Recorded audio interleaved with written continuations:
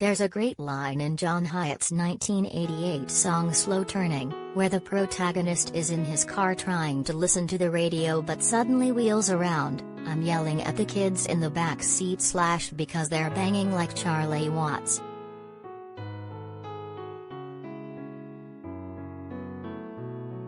Hiatt's growled lyric is filled with gleeful respect for the Rolling Stones drummer, who died Tuesday at age 80. But, of course, Watts was hardly a banger. In fact, he was the opposite of two thundering peers, The Who's Keith Moon and Led Zeppelin's John Bonham, whose kinetic kid work often overshadowed the songs.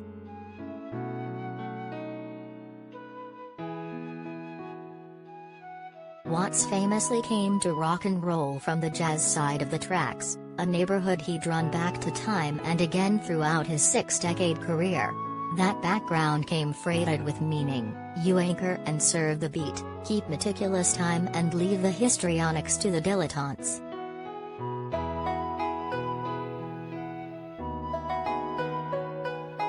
Indeed, one look at Watts' unflappable face in any Stones video or documentary, especially compared with peacocking Mick Jagger, and you'd think the wrong drummer showed up for the session.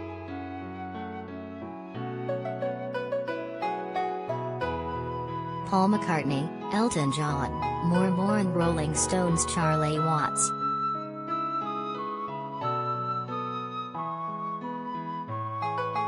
But Watts was the perfect sticks man for the Stones, offering delicious fills and a hard-charging backbeat. From that first 1964 UK #1 hit, It's All Over Now, to the 2020 pandemic tone Living in a Ghost Town.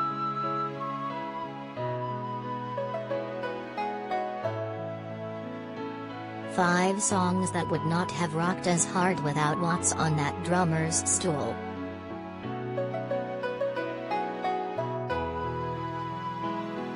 Get Off of My Cloud, 1965.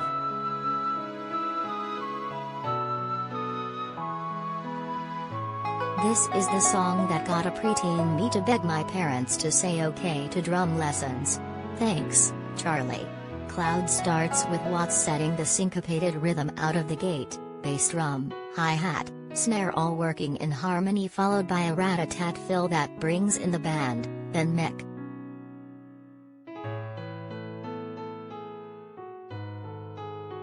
Watts repeats that motif throughout the tune just about every other measure, keeping the song moving in a way that is utterly organic. Take the drums off many tracks, and the song often still largely holds together. Take them off Cloud, and you've got a rainy mess.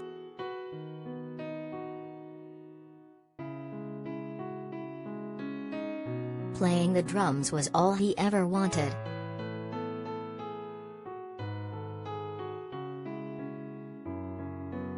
Shake Your Hips, 1972.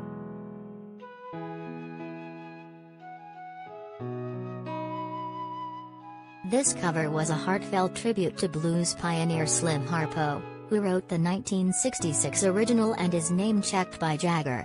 The recording is deliberately steeped in minimalism, with Watts playing a stripped-down percussive shuffle that sounds like nothing more than wooden drumsticks on either a drum's rim or some sort of wooden block.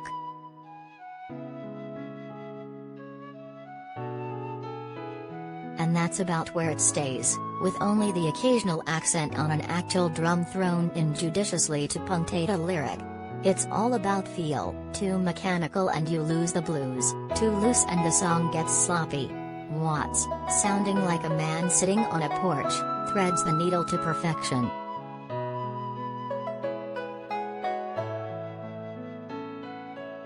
Beast of Burden, 1978.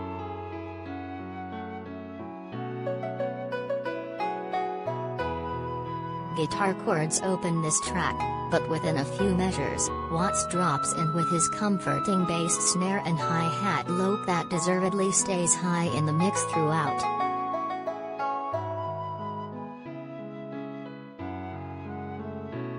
It's difficult to overstate how important Watts is to both the sweetness and laziness of the song. At times, he seems just a fraction behind the beat, almost creating a stumbling effect that makes you want to kick back and take a trip into the still unexplained meaning of the tune.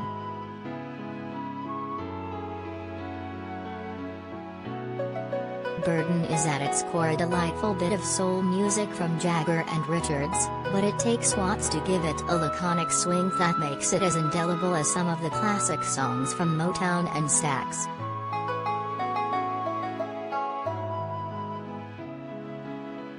Charlie Watts' best quotes on Mick, Keith and the Rolling Stones, and on touring and fashion.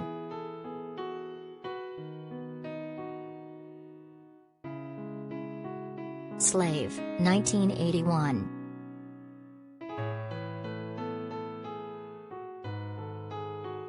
Admittedly, it's the sheer depth of the monster groove in this song that keeps your toes tapping from first note to last, from Keith Richards' simple riff to Bill Wyman's sensuous bass lines.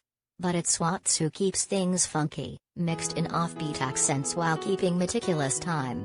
It's here that the veteran drummer's deceptive simplicity shines through, providing a sonic object lesson in less is more.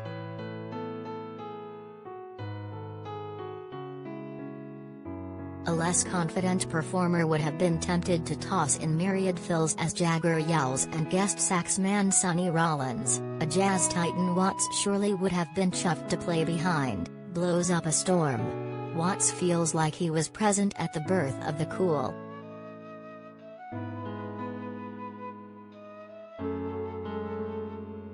Sad Sad Sad, 1989.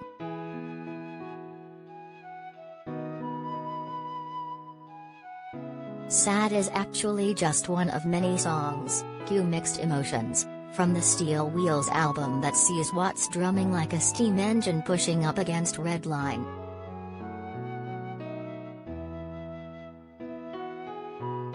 In a sense, it's the classic Watts sound, that pile-driving 4-on-the-floor beat that's anchored so many rock classics through the ages.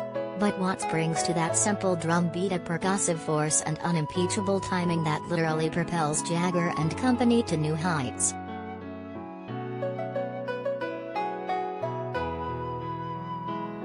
Anyone who has spent even the slightest amount of time at the drums can tell you how hard it is to keep that beat going, physically if not also psychologically, given the rest of the band is depending on you to be unflappable.